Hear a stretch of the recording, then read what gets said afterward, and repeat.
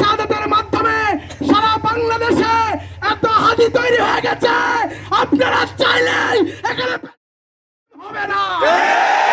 আজকে মনে করেছেন হাতিবার কণ্ঠস্বরকে রোধ করে আবার কায়েম করবেন, আওয়ামী লীগ সত্যি আবার ঘুরে আসবেন।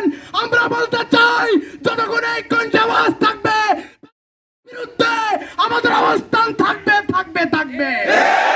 সম্মানিত ভাই আমার, উদারত আহ্বান রাখতে চাই, এই রাষ্ট্রকে যারা বিপন্ন করতে চায়, এই রাষ্ট্রের স্বাভাবিক কার্যক্রমকে যারা বিপন্ন করতে চায়, যারা আগামী দিনে একটি সুষ্ঠু সুন্দর নির্বাচন চায় না, বরঞ্চ তারা এই কর্মকাণ্ডের সাথে হয়তো জড়িত থাকতে পারে, আমি সরকারকে উদারত আহ্বান রাখতে চাই, অতি দ্রুত তদন্ত করুন।